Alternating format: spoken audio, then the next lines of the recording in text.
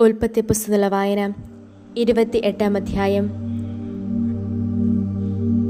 ഇസ്ഹാക്ക് യാക്കോബിനെ വിളിച്ച് അവനെ അനുഗ്രഹിച്ചു. അവനോട് കൽപ്പിച്ചുകൊണ്ട് പറഞ്ഞു, കാനാന്യ സ്ത്രീകളിൽ നിന്ന് നീ ഭാര്യയെ സ്വീകരിക്കരുത്. നീ എഴുന്നേറ്റ് പാദാൻ ആരാമിൽ നിന്റെ അമ്മയുടെ പിതാവായ ബെത്തുവേലിന്റെ വീട്ടിലേക്ക് പോവുക. അവിടെ നിന്ന് നിന്റെ അമ്മയുടെ സഹോദരനായ ലാബാന്റെ പുത്രിമാരിൽ ഒരാളെ നീ ഭാര്യയായി സ്വീകരിക്കുക. സർവശക്തനായ തമ്പുരാൻ നിന്നെ അനുഗ്രഹിച്ച് ഫലസമൃദ്ധമാക്കി വർദ്ധിപ്പിക്കട്ടെ. അങ്ങനെ നീ ജനങ്ങളുടെ ഒരു സമൂഹമായി തീരും. ദൈവം അബ്രാഹത്തിന് നൽകിയ നിന്റെ വിപ്രവാസത്തിന്റെ ഈ നാട് നീ അവകാശപ്പെടുത്തേണ്ടതിന് അബ്രാഹത്തിന്റെ അനുഗ്രഹം നിനക്കും നിന്നോടൊപ്പം നിന്റെ സന്തതിക്കുമായി അവിടുന്ന് നൽകട്ടെ. അങ്ങനെ ഇസ്ഹാക്ക് യാക്കോബിനെ പറഞ്ഞയച്ചു. അവൻ പാദാൻ ആരാമിലുള്ള അരമാനായ ബെത്തുവേലിന്റെ മകനും യാക്കോബിന്റെയും ഏസാവിന്റെയും അമ്മ റെബേക്കായുടെ സഹോദരനുമായ ലാബാന്റെ അടുക്കിലേക്ക് പോയി. ഇസ്ഹാക്ക് യാക്കോബിനെ അനുഗ്രഹിച്ചതും പാദാൻ ആരാമിൽ നിന്ന് ഭാര്യയെ കണ്ടുപിടിക്കുന്നതിന് പറഞ്ഞയച്ചതും അവനെ അനുഗ്രഹിക്കവേ കാനാന്യരിൽ നിന്ന് ഭാര്യയെ സ്വീകരിക്കരുതെന്ന് അവനോട് കൽപ്പിച്ചതും ഏസാവ് മനസ്സിലാക്കി. യാക്കോബ് തന്റെ പിതാവിനെയും മാതാവിനെയും അനുസരിച്ച് പാദാൻ ആരാമിലേക്ക് പോയി. തന്റെ പിതാവായ ഇസ്ഹാക്കിന്റെ ദൃഷ്ടികളിൽ കാനാൻ പുത്രിമാർ ദുഷിച്ചവരാണെന്ന് ഏസാവ് കണ്ടു.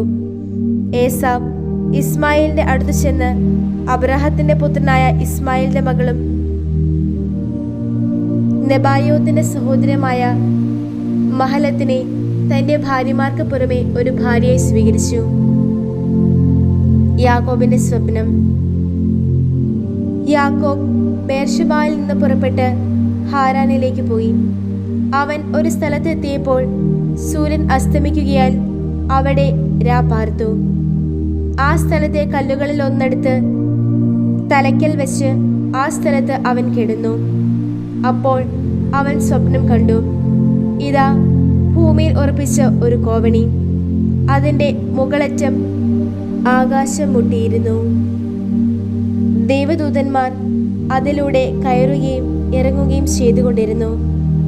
ഇതാ, അതിന് മുകളിലായി കർത്താവ് നിൽക്കുന്നു. അവിടുന്ന് അരുൾ ചെയ്തു, ഞാൻ നിന്റെ പിതാവായ അബ്രാഹത്തിന്റെ ദൈവമായ കർത്താവും ഇസ്ഹാക്കിന്റെ ദൈവവുമാണ്. നീ കിടക്കുന്ന ഈ ഭൂമി നിനക്കും നിന്റെ സന്തതിക്കും ഞാൻ നൽകും. നിന്റെ സന്തതി ഭൂമിയിലെ പൂഴി പോലെയാകും. പടിഞ്ഞാറോട്ടും കിഴക്കോട്ടും വടക്കോട്ടും തെക്കോട്ടും നീ വ്യാപിക്കും. മണ്ണിലെ വംശങ്ങളെല്ലാം നിന്നിലൂടെയും നിന്റെ സന്തതിയിലൂടെയും അനുഗ്രഹിക്കപ്പെടും. ഇതാ, ഞാൻ നിന്നോട് കൂടെയുണ്ട്. നീ പോകുന്നിടത്തെല്ലാം ഞാൻ നിന്നെ സംരക്ഷിക്കും. നിന്നെ ഈ മണ്ണിലേക്ക് തന്നെ തിരികെ കൊണ്ടുവരും. എന്തെന്നാൽ നിന്നോട് ഞാൻ പറഞ്ഞത് നിറവേറ്റുന്നത് വരെ ഞാൻ നിന്നെ കൈവിടുകയില്ല. അപ്പോൾ യാക്കോബ് ഉറക്കത്തിൽ നിന്നുണർന്നു. അവൻ പറഞ്ഞു, തീർച്ചയായും കർത്താവ് ഈ സ്ഥലത്തുണ്ട്. എന്നാൽ ഞാൻ അതറിഞ്ഞിരുന്നില്ല. ഭീതി പൂണ്ട് അവൻ പറഞ്ഞു, ഈ സ്ഥലം എത്ര ഭയാനകമാണ്! ഇത് ദൈവത്തിന്റെ ഭവനമല്ലാതെ മറ്റൊന്നുമല്ല. സ്വർഗത്തിന്റെ കവാടമാണിത്. യാക്കോബ് അതിരാവിലെ എഴുന്നേറ്റ് തലയ്ക്കൽ വെച്ചിരുന്ന കല്ലെടുത്ത് ഒരു തൂണായി കുത്തി നിർത്തി അതിന്റെ മുകളിൽ എണ്ണയൊഴിച്ചു. അവൻ ആ സ്ഥലത്തിന് ബഥേൽ എന്നു പേരിട്ടു.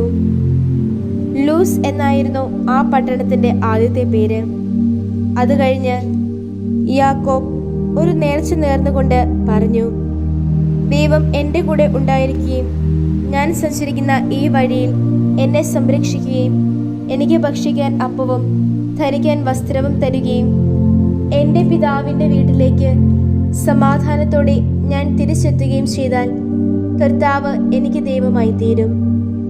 തൂണായി ഞാൻ കുത്തി നിർത്തിയിരിക്കുന്ന ഈ കല്ല് ദൈവത്തിൻ്റെ ഭവനമായിരിക്കും.